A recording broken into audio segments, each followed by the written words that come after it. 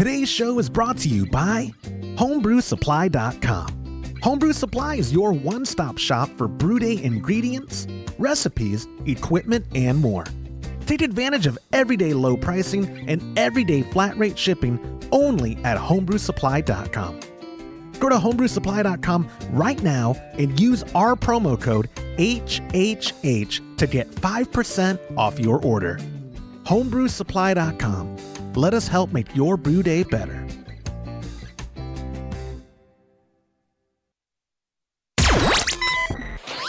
Entertaining shows with content that spreads information and sparks discourse throughout the community.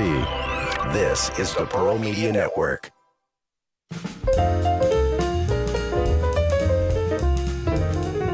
Hello and welcome to the Homebrew Happy Hour. This is the show where we supply the answers to your homebrewing questions and discuss all things related to craft beer. If you have a question you would like us to discuss on a future episode, you can go to homebrewhappyhour.com and click on the submit a question link at the top of the page, or now you can call or text them in by using 325-305-6107. I am your host, Joshua Stubing. Today, I'm joined by the Director of Operations at cmbecker.com right down there, Mr. James Carlson, as well as the President and Chief Keg Washer of kegconnection.com, Mr. Todd Burns. Gentlemen, how are y'all doing this week?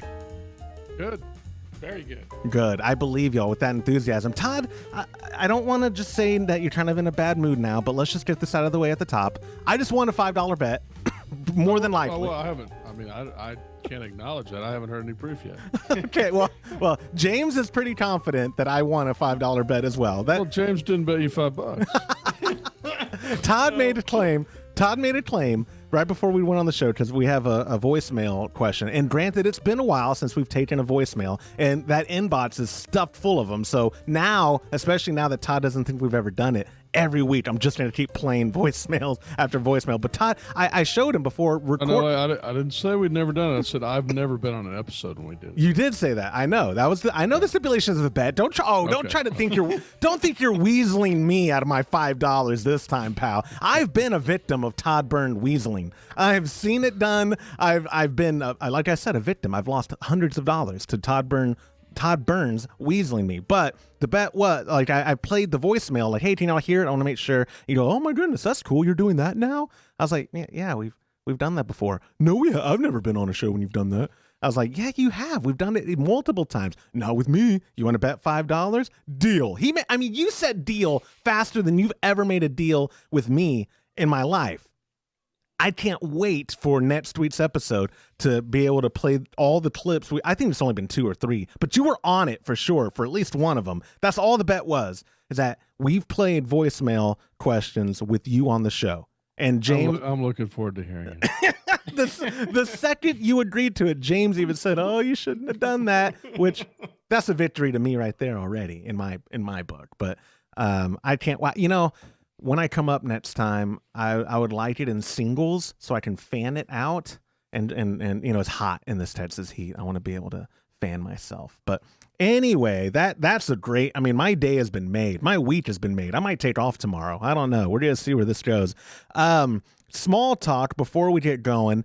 The 200th episode is coming up, guys. Funny enough, we've had people reminding me of that, saying, hey, what are y'all going to do for your 200th? Hey, here's what you should do.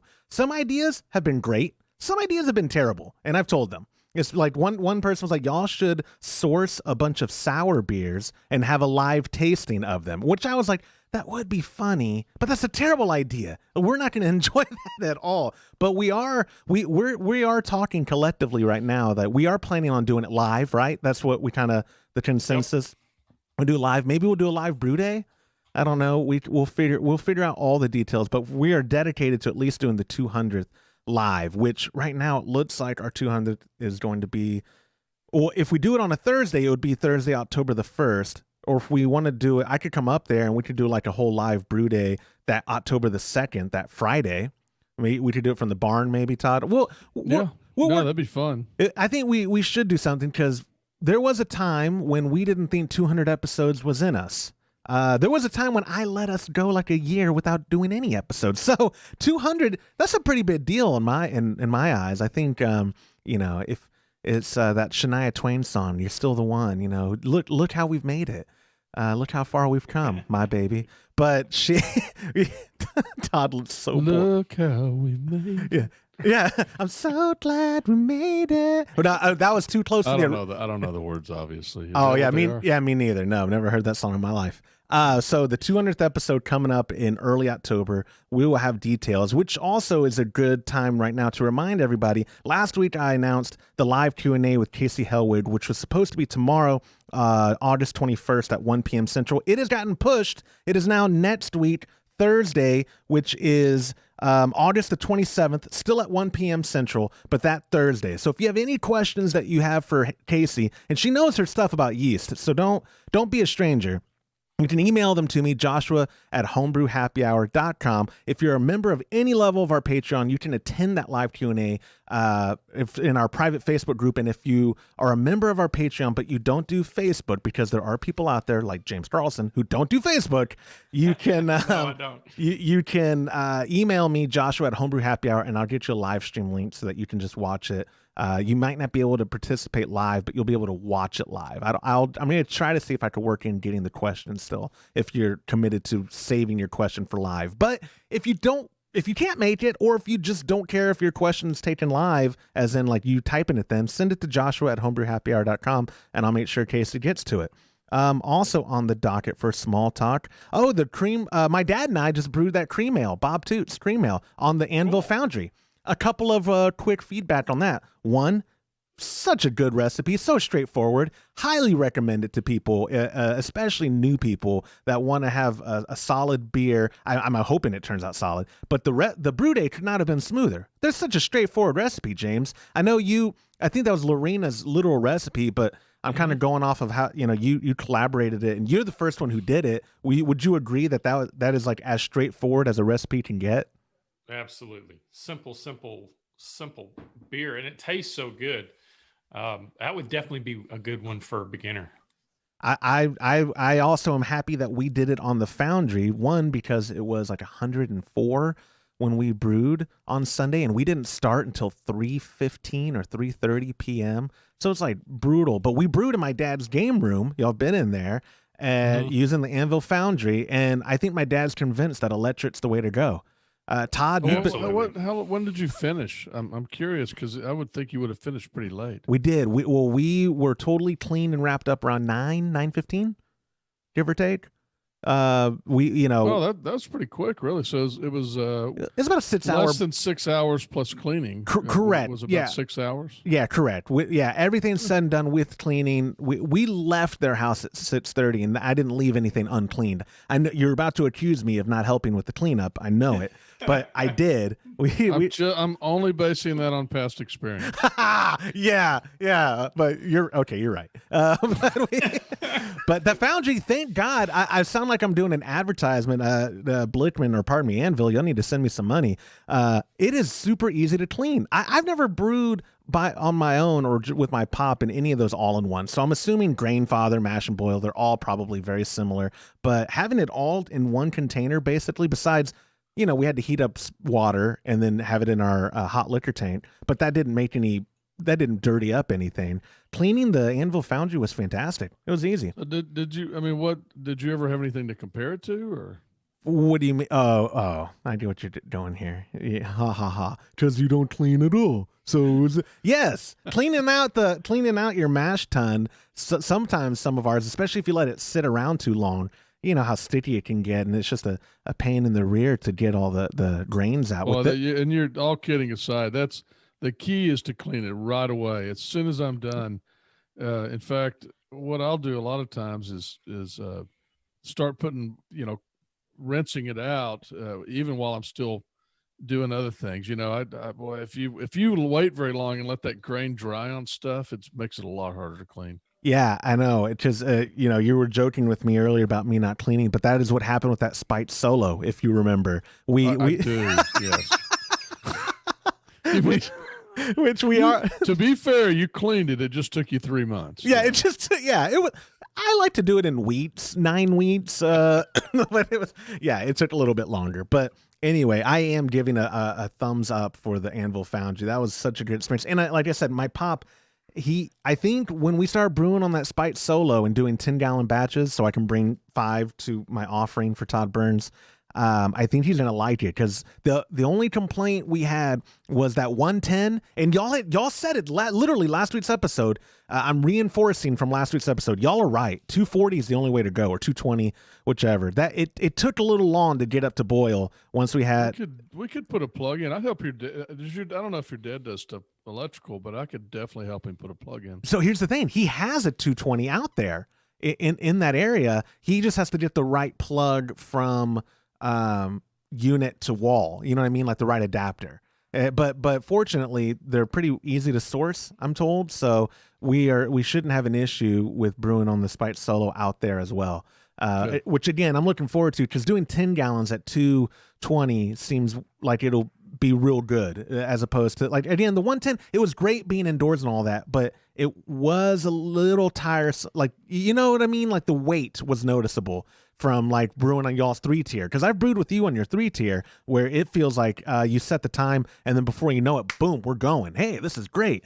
That 110, we was kind of sitting around looking at the watch like, hey, you want to go throw a round of cornhole and smoke a cigar? I don't know if we have time. And then we go throw a round, come in. Oh, it's still not up to boil. You know, makes a difference. Yeah, it does make a difference. But again, I think most of these manufacturers have both versions available. So, 110 would be like, I can't do 220 wherever I'm at, so I have to do it. But if you can, again, I cannot.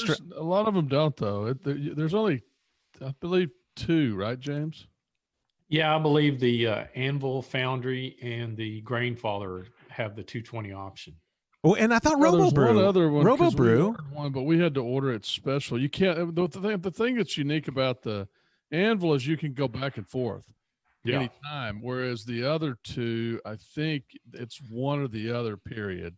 Yeah, you got to order it that way. Yeah. Right. And what was the RoboBrew? Isn't that the one? What's the other one that we took to Germany? Y'all took the RoboBrew to Germany. Yeah, that was RoboBrew. So that was ordered as 220. Yeah, but you got to order it that way. Yeah. So maybe the mash and boil is maybe the only one that isn't 220. It's just 110. I guess. Yeah, but I know that's what's cool about that Anvil is you can convert it on the fly. So you can go back and forth. There's a little switch on it. You can switch it over, just like I think some razors and things like that have that switch too. The old ones did. And if we're wrong, we're going to get emails about this. So I'm not worried. And I'll have a correction next week that says, hey, remember that time we said that? Oh, we were wrong. Sorry about that.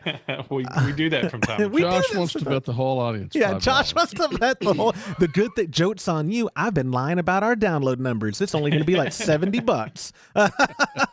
So, cream. All right. So 200th episode coming up, Cream Ale Brew Day on the Foundry, the live Q&A, already covered all that. And obviously, you can still get in on this month's recipes on our Patreon. If you go to patreon.com/homebrew happy hour, you can see the choices that we have every month that go out. Both recipes this month go out with Imperial Flagship. I'm looking forward to, it's the Grapefruit IPA or it's the Cream Ale. And a lot of people, last week I boasted about how many people were choosing that cream ale. And then I don't know if they listened to the episode or if I spoke too soon. When I go to input all the recipes, 8 to 12 people changed their mind. They're like, Josh, I was thinking about it. I'd actually like to do the Grapefruit IPA. I don't want to do the cream ale. And I was like, I thought we were all in this like cream ale kick. And no. And then I told Joe, and Joe had a good time with it. Joe was like, obviously. Well, I did the grapefruit pale ale. God, it was so good. I'm going to have to do the IPA next, I guess. There you go. Because I got the cream ale covered, and I'll obviously I'll bring some. I don't know if any of us have brewed that one of the 3 of us. I mean, I know Joe's brewed it, but. The Ocarina, was that one that he took with us to HomebrewCon, or was that not one? We took it, that was when we were in Portland. Yes, wasn't it? That is correct. Yep, that's all right. Now I remember. And it is a very popular recipe for Homebrew Supply.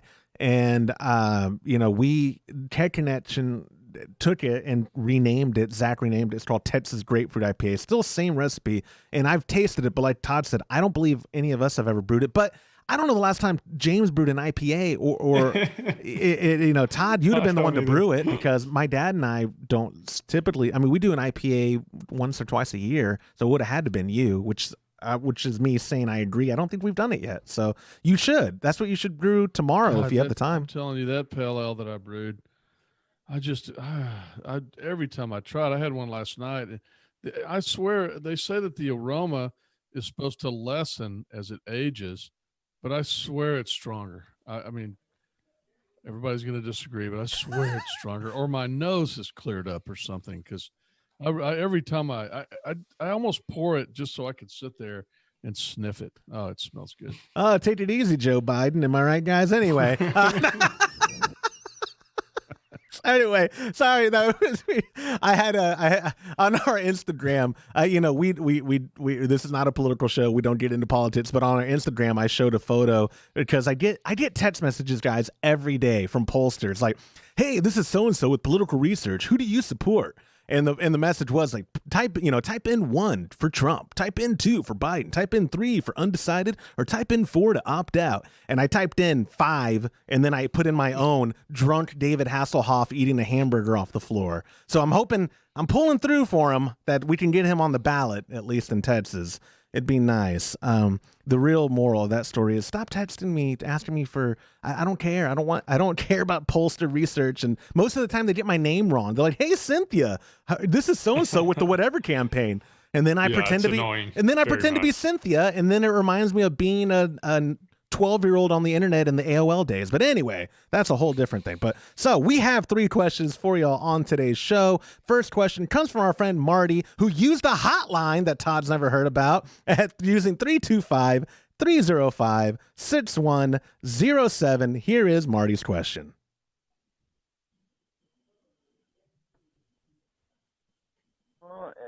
Maybe. Hold on. Let me start that one over since I screwed that up. Here's Marty's question. Hello, gentlemen. This is Marty from Omaha, and I've been a long-time listener. You guys are great. I learned so much from your show, and you're very entertaining. My question is about the difference between putting hops in at flameout or whirlpool. To me, that sounds about like the same thing, because you just shut off your heat, drop the hops in, then you start whirlpooling, don't you? Just my question. Try to define that. You guys stay cool. Marty, my friend, thank you for submitting the question on the very unknown hotline that is underutilized, obviously, but is going to win me $5. It is a good question, and I think it's a good time I'm going to throw it to you, James, first, because some people have conflated flameout and whirlpool as being the same thing, and it's not. Well, I mean, technically it's not, because you don't want to have, the hotter the wort is, the more the bitterness can form. What do they call that? Isomerization of the hops. And, but me personally, I've done the flame out, I've done the whirlpool, and I honestly can't tell big difference in the flavor of the taste. I think the biggest thing is people don't want to, if they're going it typically 80, 180, or between 180 and 170, they're doing the whirlpool hop. They're just wanting to make sure there's not going to be any bitterness units created from the hops. But I think you got to really boil them for a while for that to happen. So I wouldn't, to me personally, in my opinion, not a huge difference between flame out and whirlpool to me. And Todd, for people listening, whirlpool is a technique done at the same time. Like flame out and whirlpool, I think, get conflated because of the time they occur. Flame out is literally the time you cut the heat source off. You're done. You've hit your temperature and you're not applying heat source anymore. Where whirlpool is then an actual process, right? Yeah, but I mean, I started at flame out, so to me, it's the same. But not everybody whirlpools, though. Maybe not everybody does. When do you start it, James? Right at flame out. Yeah, I kicked that so it's the whirlpool same in. thing to me. Yeah. Well, okay. It's just to clarify the wort. Well, guys that aren't brewing on nice 3-tier systems like y'all, like, because I couldn't tell you, my dad and I, we didn't need to whirlpool because the cream ale didn't have hops to add at that point. But people who don't whirlpool, I'm saying, shouldn't conflate, because flame out, like we have a lot of new listeners who are new to brewing. and they like understanding like that there's overlap. But flame out is literally just when you it's almost like arguing about, not arguing, but discussing lagering and cold crashing, right? Where like there's like if that's a whole Reddit thread of people going back and forth like, no, this is what it is. No, I think same with flame out and whirlpool, because they overlap when they happen, but not every recipe you're going to whirlpool, and not everybody even whirlpools. There are people who don't whirlpool at all that have been brewing for many, many, many years. So I guess that might lead to the next question. James, do you always whirlpool? And if so, why? What does whirlpooling do? I do it because it's part of the process on our 3-tier Herms machine. And what it is it helps when you run a whirlpool, all the proteins and hop particulates will form into the center of the kettle, gets it away from the inlet on the pump side, and you transfer clear wort after a whirlpool. Plus, when you cool it down, it all kind of compacts and settles in the center, and there's no chance of it working its way through the pump. That almost seems like, I mean, you're saying that's part of y'all's system, right? I mean, it's not like an additional thing. It's definitely, I mean, it's built in that we can do it. And the other great advantage is if you're cooling it down, you've got a wort chiller in there. It's, it's going around and around and going over the wort chiller, and it cools faster as well. Yeah, I didn't even think about that. There's no heat pockets to speak of because it's being circulated continuously. On a system like the Foundry or the Grainfather, or when we start, because I'm really banking on my dad and I using the Spite Solo frequently.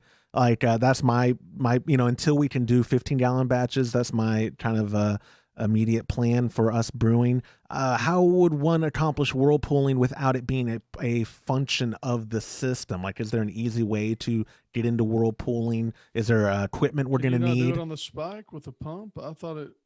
I don't remember. I didn't actually brew on it. You did, but is there not a way to do it with the pump on the? I don't know off the top of my head. I mean, I'm saying I don't believe we did. I will message Kenny. He was trying to run it. I was doing camera most of the stuff that day. Yeah. Okay. You say I brew. It does have recirculation. So what you could do is you could pull once you pull the basket or the grains and you go to a boil, you could drop that hose in there, especially if you had a 90, and you could drop it in there, clamp it in place, and start a whirlpool. I don't see any reason why you couldn't. That's a great idea, James. And technically, I guess I could have done that too on the Foundry, right? Mm-hmm. Or anything that the pump is kind of already set up. But like you said though, the 90, that's kind of the key, right? For you just want to direct that flow right out of the hose, put it against the side, use a light clamp. We have these big clamps on our system, but you just want to direct it to move that wort around in a circle, and it should work. I've done it with the Grainfather. So back to Marty's specific question before we move on. You're saying there's not really a difference between putting hops in at flameout or at whirlpool. So then which one do y'all recommend? Just go ahead and doing it during the whirlpool, or as soon as it turns off, boom, you're putting in your hops? Yeah, that's fine. Yeah, that works. That works. Whatever works for you. I know with me, I just throw it in after we turn the heat off. Because once you start whirlpooling I know anyway. that I'm going to establish a whirlpool, and the next thing I'm going to do is start the cooling process through the cooling coil. So it takes a little while because the heat that's generated from the boil. So it kind of works out pretty perfect for the machine that we use to do it that way. Absolutely. And like you said, it seems like you're not going to doing it right when it turns off or waiting to do the whirlpool is going to accomplish basically the same thing because of the fact that you're whirlpooling. And if you're not whirlpooling, then it doesn't matter. You're just following the recipe you're doing, and you're throwing it at flame out anyway. But yeah, because if you think about it this way, if you're worried about bittering, you can't do that without it boiling, and it takes a while. So I would argue with anybody on I don't think you're going to get any bittering units at the flame out because you're not boiling the wort. I'm sending you the email novel someone's going to send me about how you're wrong. Some engineer is going to send you an email about that. They are. Yeah. They're like, oh, Mr. Carlson, when you said I will argue with anyone, and then. Yeah. But if you look at isomerization and the process of that with hops in regards to bittering units, there's a conversion that takes place, and it has to take place at boiling or very hot water. Mm-hmm. And it takes 15, 20 minutes before it starts to convert into bittering units. So if for some reason your unit is really super efficient and holds heat very well, and I guess it is possible that when you turn the heat off and it holds that temperature for a long time, you could get some bittering units out of it. But all in all, general as a rule, you're not going to. It's very unlikely. Right. Right. So, Marty, thank you so much for submitting that question. This is a great time to remind you all that when we take your question on the show, whether it be written in or like the often utilized, we've done it many times before, voicemail hotline, you will get a $25 gift card to ketconnection.com, courtesy of the now $5 less Mr. Todd Burns. So thank you, Todd, for your generosity. Moving on to question number 2 comes from our friend Thorpe W., who used the submission form at homebrewhappyhour.com. Thorpe wrote, "Hello, Josh and the Kolsch crew." Sounds like a good funk band. First off, your podcast was one of my main sources of information when I was learning to brew about a year ago. Listening to the back catalog of episodes made work easier. Thank you for all the knowledge and laughs over the past year. I wouldn't be where I am today without you all. Thank you for the nice words, Thorpe. That is incredibly kind. This is probably a James question. I am currently looking to add a heating element to my kettle for single vessel BIAB, brew in a basket. I was thinking, or brew in a bag, depending on the context. I was thinking about adding a screw type water heater type element under a false bottom, but would like your input on easier or better ways to do it. Also, what controllers would you suggest for a system like this? Thanks again for all the help and showing me the light about Kolsch. It's good stuff. Thorpe. Thorpe knows how to get his question on the show because he hit the Kolsch, he buttered me up, and he acknowledged that I just throw questions to you, James. So I'm following his lead. What do you think? Well, I think absolutely that would be the easiest, quickest way is to install it in the kettle under the false bottom. That basically that's what a Grainfather does. That's what all the all-in-one units do. And the Spike system does the same thing on their single vessel unit. Real simple. You can't get any cheaper than a hot water heater element. If you're going to do that, I'd prefer doing 220, but you can do 110. They make both. You can get both those elements on Amazon.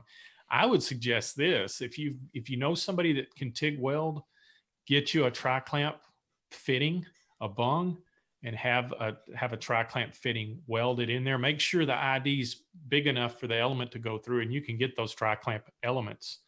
It's a lot cleaner. You can take it apart and clean it a lot easier than if you have to unscrew it and take it out that way. But yeah, that's exactly what I would do. As far as controllers, Blinkman makes a really good temperature controller that would work with that kind of element. If you want to go online, there's some YouTube videos on how to make your own simple controller. Auberins.com sells all the components, real simple to do. You just need a heat sink, and a solid state relay, a PID, and some breakers, and a few odds and ends. It's certainly not impossible to do. It's fairly straightforward. There's a lot of stuff on Amazon too. And I think, Todd, Inkbird makes one now for a basic controller as well. Oh yeah, I wouldn't be surprised. Yeah, they make a lot of stuff. What is Blickman's? I'm trying to look it up on my phone. Is it called the Brew Commander, right? That new one that I say new, it might be a year out now. But yeah, that I was really impressed. It has a touch interface, the controller. Yeah. They walked us through it. Right, the pricing is right on the money for that. Yeah, it's not much. I mean, it's like, I think it starts at like $3 or maybe it's $4. I mean, for a controller, the price was right. But I do remember though there being like some limitation. Like we'll include links in our show notes about to the product listings, because I do believe that Homebrew Supply and Cat Connection both carry the whole line of Blickman stuff. But that's a great point. I totally forgot that and I think Blickman made that because they understood the need. Like DIY is huge in our industry. Obviously, a bunch of engineer types, but they simplify it to where if you do the math on it, you're like, I really can't make it for much cheaper than they put this out. Okay, might as well use it. So they've got map pricing for, doesn't matter whether it's 120 or 240. It's got a touch screen. It comes with the thermocouple, the lined 375.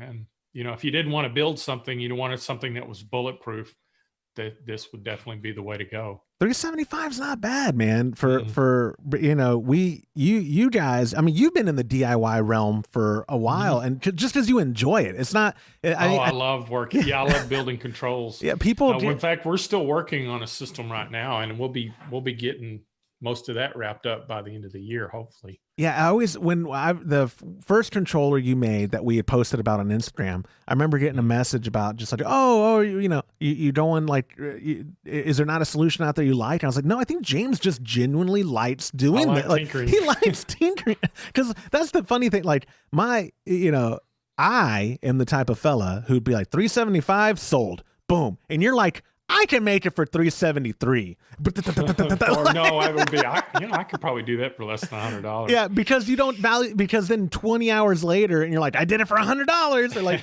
well, James, it took me 100 hours. Yeah. But Bill, like the two controllers that you've had through Todd's system, the second, I mean, they've both been great. And I don't even know the updates you did for the second one, but the second one's so clean. Well, I think it was just we were learning.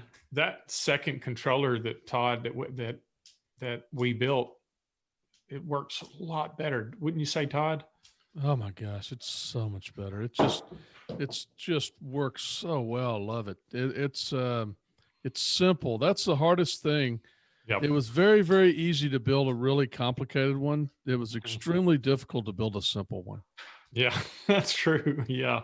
But we're talking about just something you just turn a knob and push a button. Yeah. There's no timers, it's just, if you think about it, when you're going through that process and that kind of a machine, I wouldn't be anywhere else. I certainly wouldn't want to leave it alone or by itself. So when we brew on Todd's system, we're usually always right there monitoring. Yeah, I've gone and had breakfast before. My wife texts me and breakfast is there, and fat boy can't really resist that, even if he's brewing beer. So, I run over there and eat breakfast. But the whole time I'm going, God, I hope a hose doesn't come off, or I hope this doesn't happen. Okay, hold on. It does sometimes. Two things. If you're there, you know it. Yeah. Two things. First off, you're not running anywhere. I know you. You're not running anywhere. Secondly, you're not saying anything. Fast walk. You're catching. Okay? You're not saying anything. You're catching your breath. Again, I know you. You're coming back from breakfast, speed walking. I hope it's. I know you. Look, I have you on I'm not running either. I have you on my shirt, Todd. Anyway, okay, here's a question that's related to what Thorpe is saying, and I'm just curious, would y'all, he already has the kettle, so it makes sense to convert it. If you're like, I'm not going to use this for any other purpose, I'm going to go ahead and convert it. You already have it. You're going to save money, and you can. It's a fairly straightforward DIY project. I mean, we always joke about how inept I am. I've seen it happen before. I'm confident I could do it with my pop, but I'm pretty confident we could do it. If he didn't have the kettle already, would y'all still recommend the DIY route for making it for for the average person, or would? Yeah. Okay. In fact, you know what? And I don't mean to plug Keck Connection, but they actually sell a bulkhead fitting for a tri-clamp. If you wanted to use a tri-clamp element, makes it so much easier cleaning. You know what, James? We've got to carry that element. When we start building the system, we'll have access to the elements, and we'll carry that. So if people want to do their own, we'll have them. Yeah. Because we're only going to carry 220. Yeah. Because I don't believe in 110. I don't believe in 110. Now I don't know what it is inside of me. Now all I want is 110. You just say we're not gonna do 220. Now I'm gonna start this movement of 110, but I'm not really, because it was a pain in the butt. No, I'm a believer of 220 for sure. Oh my gosh, I cannot wait to actually get up to speed, or get up to temperatures with some speed and some intention. That seems like it's gonna be a great day. You know what one of my regrets is on my system, James? What's that? I wish I'd have put a 50 amp plug in and put two burners in there. Yeah. So it'd be twice as fast warming up. Well, that, and you could double batch if you had. Yeah, you could. You could definitely double batch. That'd be cool, wouldn't it? Yeah. Yeah. Imagine doing 30 gallons in just about the same, maybe an hour longer to do a double batch of beer. Todd, yeah, that'd be cool. That seems like 2021 brewing goals, dude. Like that would be sweet. And that's something like you're giving James a challenge. He's going to have it done before this podcast is published. He's going to have the schematics drawn out. I mean, I did hear him say it was going to be done by the end of the year. Didn't you, Josh? I said should be wrapped up by the end of the year. Well, you know, all in all, we've got the controller pretty much figured out. There's just some other stuff that we're working on right now. Yeah, you know, it's challenging when you're building a bigger system because of all the moving pieces. So it takes some time to do it right. It does, but yes, with Thorpe to wrap up your question, James is in agreement of adding it below the false bottom because that is what's standard practice.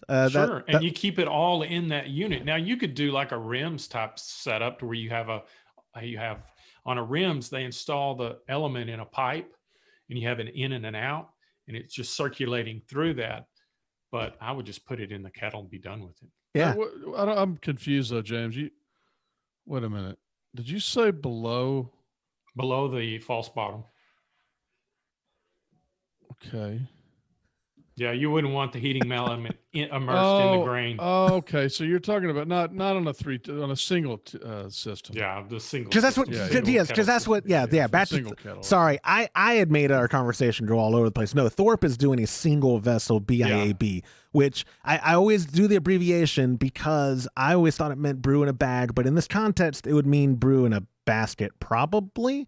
But not probably, or it could. Or no, still he be didn't talk about. Yeah, no, it probably is a bag because he would have mentioned basket. He would have mentioned basket. It's got to be a brew in a bag. Can we not just call two separate things? I don't want brew in a basket. All single vessel, all in one. Boom. That's what brew in a baskets are called from me from now on. When I see BIAB, it implies double milling and a bag to me.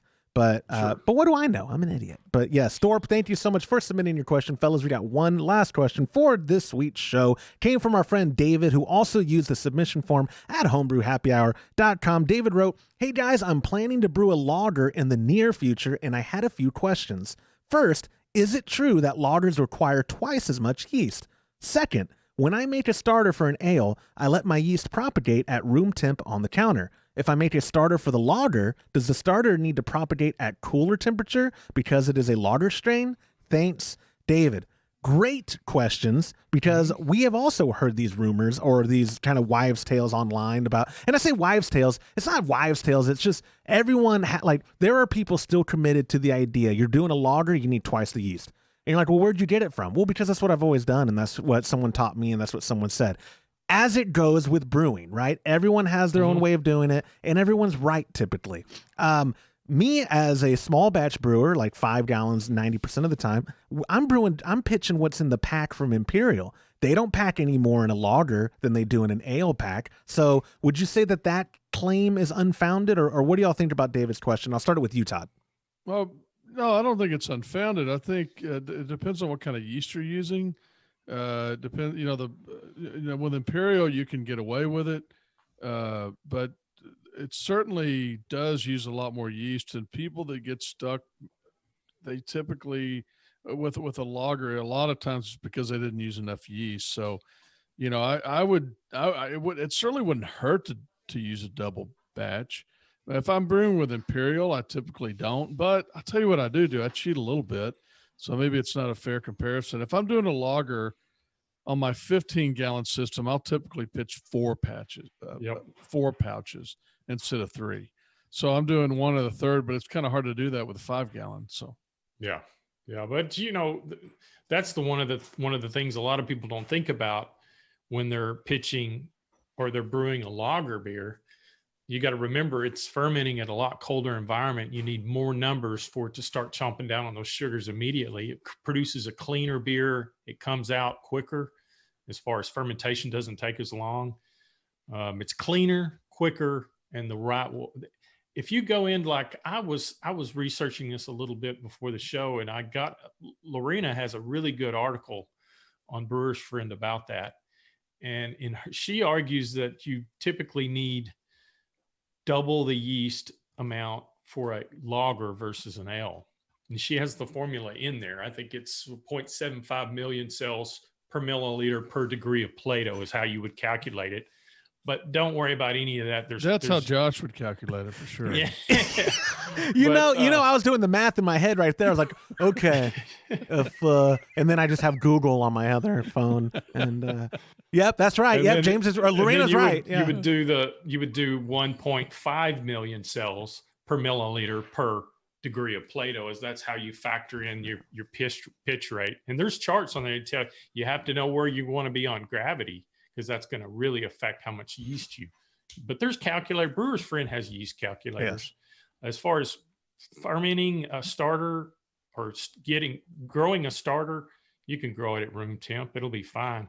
I think the biggest thing you got to remember is you're just needing the numbers. Right. On the correct billion cells of yeast cells for what you're brewing.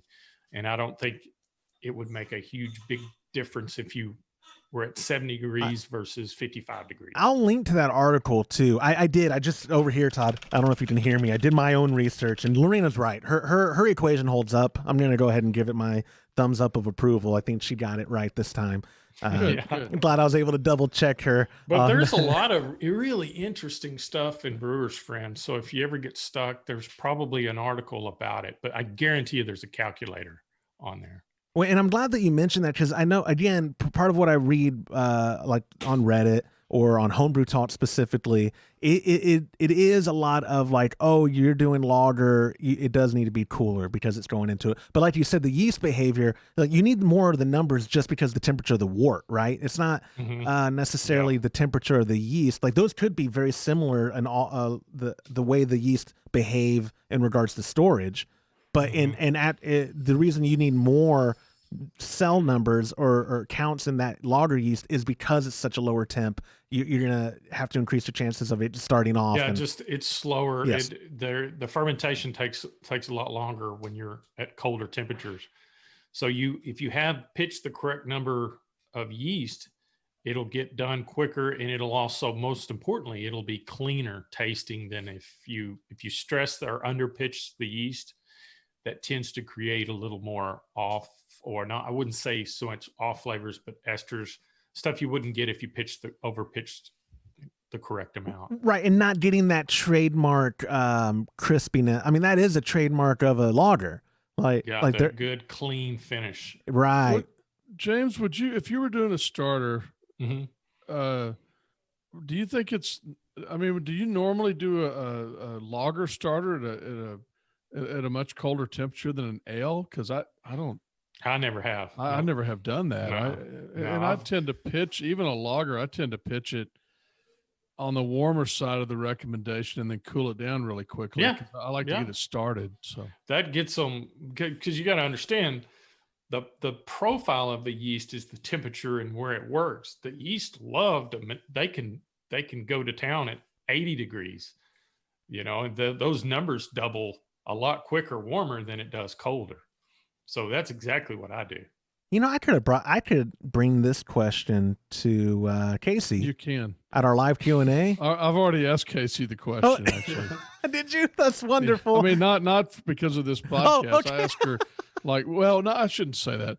We just talked about where we start our yeast a few months ago, and I made that comment to her, and she said she did the same thing. Yeah, but that wasn't specifically for a lager. It was just, in general, I like to start my yeast. So if it says, you're doing an ale even, it says, this yeast works best between 68 and 74, then I won't do it at 68. I may not do it at 74, but I'm going to probably do it at 70 or 72. And then, but I'm going to bring that temperature down to where I want to actually ferment at fairly quickly. I'm going to put it in a room, or I'm going to put it in my fermenter, and I'm going to start to lower that temperature. But I don't typically, I don't lower it down and pitch the yeast at that super low temperature, because I think you want it to be as active as possible in the beginning, so that you start to get the good multiplication and everything on the yeast. So I can't wait for the emails. And all this lager talk, man, I just want to, first off, I want to come drink more of that lemon drop. Please tell me there's still some left, James. There's some left of your lemon drop Pilsner. Because I bet at my house there's probably not. Every time I pull the handle for a glass, I'm waiting for it to start spitting, because I know that drink too I had much of one that. last night. It's definitely, I had those two last night. I had a glass of each last night, and they were both the one I mentioned earlier, which is the grapefruit pale ale, but they were both very good. Well, that lemon drop, James. Oh, it's good. I want to brew a lager. I want to brew a It's lager. good on a hot day. This is only sort of related, but I like bringing everything back to myself. That little walk-in, the former bathroom, my dad built shelves, right? I posted it on our Instagram, and it's storing our stuff on the side that would have been a shower when the original owners of the house had built that game room. And realized that you can't have a drain going uphill. It doesn't work. So that's why that room never really worked. Yeah, that's why I know, it's weird, right? You don't want poop coming back. Weird. But, or it never goes up, actually. So he turned that what would have been shower into a great shelved storage for all of our brewing stuff. I mean, the Spite Solo fits on there. Our cooler brew system fits on there. I mean, it's a nice storage space. All of our kegs are at the bottom level. It's really nice. So on the other side is a toilet. And he's like, if I can't ever get this toilet working. I was like, well, first off, Pop, you can't get it working. It's not ever going to work. We know this to be true. How much effort? So I'm really... you can make it work. Shut up. He listens to this show. Don't encourage him. I have one of my rental properties that it has a pump on it. Yeah, you can make it work. No, would you stop, please? Well, first off, he loved your little joke about not caring for him. That was a nice touch. Whenever he didn't like your grapefruit pale ale, but no, I want him to take it out because that spot would be perfect for a CF15 conical, and then we could build a shelf for the glycol right above it. And then boom, that space would be perfect. So the cold room may not happen, but we could still get the lagering or get the cold, the temperature controlled fermentation going that way. Very close to it. I almost want to tell Ryan from Spike, like, hey, ring me up, man. I'm getting there. And then y'all have actually a different glycol place that you told me we could get for reasonably affordable. So I'm banking on all this coming together. And then having, because right now, the UBC one, they're pretty affordable. They've been working for y'all, right? I mean, y'all haven't had issues with them. Yeah, we've used not only for our own stuff, we've ordered them from other things, and we've had a lot of fun with them at the Brow since they're next door. So yeah, they're the Russians, right? They're no, they're God. Now that you asked me, it's close to Russia. I forgot which. Oh, I can't believe Ukraine. No, I forgot. I'll think of it here in a minute. Oh, some Eastern Bloc European country though. Yeah. Okay. Yeah. Well, I always just assumed it was just they Czech maybe. I don't think UBC's Czech. Were they Czech? Or are they? Not were they. Are they Czech? I don't know. James is looking it up. We'll have the answers to that. There you go. That was the last question for this week's show. Thank you, gentlemen, for your time and expertise. I'll see y'all next week. And that will do it for this episode of the Homebrew Happy Hour. If you have a question you'd like us to discuss on a future episode, you can go to homebrewhappyhour.com and click on the submit a question link at the top of the page. Or now you can call or text them in by using 325-305-6107. Thank you to our show sponsor, Homebrew Supply, for supporting us and the homebrewing community. Save 5% off your order when you visit homebrewsupply.com and use our promo code HHH. You can also get even better discounts when you join our Patreon by visiting patreon.com/homebrew happy hour. On behalf of Todd Burns, James Carlson, and the Pearl Media Network, I'm Joshua Stubing. Thank you for listening.